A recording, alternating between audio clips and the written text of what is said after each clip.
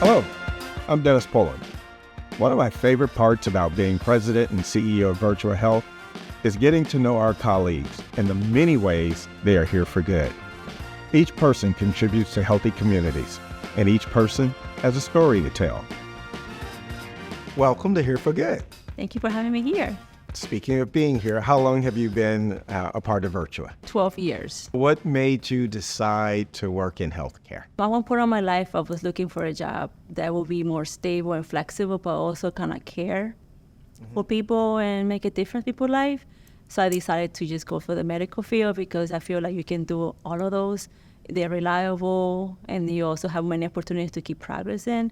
But you also can keep yourself by helping others and making a difference in people's lives. I think a lot of us are drawn to this field because we do want to have an impact and we want to make a difference. Is there any memorable things that you've experienced in your time here at Virtua that just sort of jumps out at you? Helping the family members. Like there's one family member that I remember that when I realized what I was doing, it made a difference because her husband was having a procedure and she was very nervous and she was stressed out and she was crying. But I noticed that she went back to see the patient and then she went coming out again. And I was noticing like, what happened? I asked her and she was like, oh, there was complications. And she was crying, nervous. And I was like, can I help you? Like, do you want to call someone else? Because she was by herself. And she's like, no, I don't want to call my daughters. I wish they could be here, but I don't want to wear them. And right now, if I call them, they're going to be nervous driving here. They can get into an accident. So I was like, okay. So I sat down with her, and I listened to her, and I comfort her, and I tried to make sure that she felt like she was not alone. You get people oftentimes when they're at their worst, and to have a comforting ear and someone that's very compassionate, I think can make a huge difference in not just that moment, but in that person's life. So how do you recharge your battery? Because I know it takes a lot out of a person to continue to be this advocate for people. How do you sort of get your energy back? I make sure that I make time for myself. I make sure that I also do take care of myself physically, mentally, spiritually. And also I make sure that I spend time with people who give me energy. And also I also like to do my hobbies.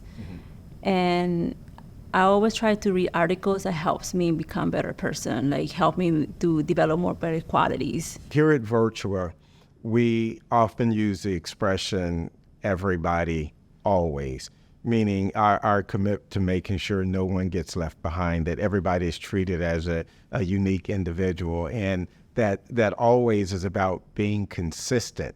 Do you have any tips that you can offer some of our other colleagues for, making these strong connections with patients that you've been able to make? Anything you'd like to share with me that I might, incorporate? If you show personal interest in people, that makes a difference in their life. Like when I see a patient, you don't want to see them just someone that's sick. You want to know that they're a person. So when you show personal interest in them, you ask them how they're feeling. Not how you're doing, how you're feeling. They kind of tell you how they feel. You can help them. And also you also ask them about their life. They'll explain who they are, and then they become someone that like a mother or a grandfather. So you want to help them become better, help feel better, and go back to their life and be happy. So personal interest is very important. You have written a book.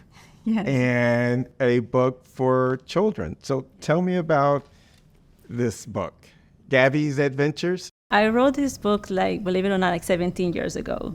Really? Yes, my best friend had a daughter, and I was very excited. But so in the middle of the night, I woke up with this idea in my mind, so I had to write it down. But I was going through different problems and stuff, so I never I wanted to publish it, but I never had the courage to do it. So I was like, I want to do it.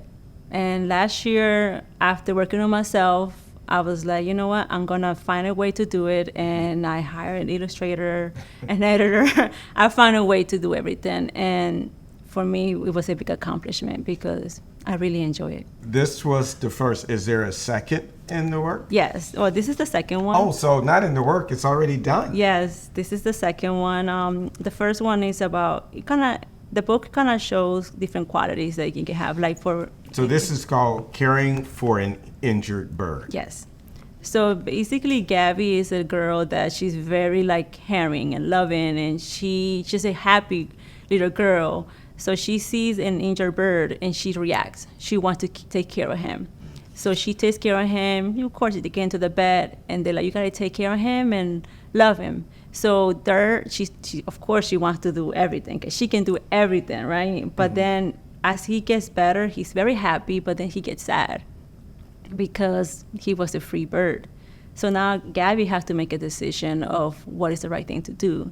So it kind of shows like kids, even grown-ups, like sometimes you care for someone, but you have to also make the right decision. And by doing what's right, maybe Yes. not what's best at the moment for you and what would make you feel good. Exactly. But trying to figure out what's the right thing to do. And then the second one is called A Day on the Farm. Yes, that one is about, well, Gabby again, she go visit her grandparents, and she don't like eating vegetables, like many people don't like to eat vegetables. I'm sensing that there may have been something personal in there. That I used to be that one of those. one of that- those that didn't like eating your vegetables. Yes. Okay. So when she go her grandparents, the grandma tell her like, maybe you can work with your grandpa at the farm. So you don't really tell her what to do. She gets to her own conclusion. So she goes and work with the grandpa. And one of the favorite part, like for me, one of the most like it's part of me also that I put it there is like she gets like her grandpa before she started working. He gives him like a little jar with a little seed and newspaper, so kind of like so she can see how it grows, like sprouts, right? And then she started working. Like she has to feed the animals. She got to clean the barn. She has to water the plants. And how old was she at the time? Well, maybe at that point she's like 5, Oh my 4 or gosh. 5. But it shows that you have to keep working, like because that's the reality of life. Sometimes you can be tired. Sometimes, And it shows responsibility. yes. Right? And also at the end, she appreciates, and she learns how to eat vegetable over time. She appreciates. So it's hard working and also appreciation. It teaches guys how to appreciate something, that's what we do. You know, like you want to be able to appreciate what you have. What about you? Family, weekend time, what do you do to sort of relax and enjoy yourself besides writing? I'm married. My husband, he's my best friend. He's my biggest supporter. I couldn't have done this without his help.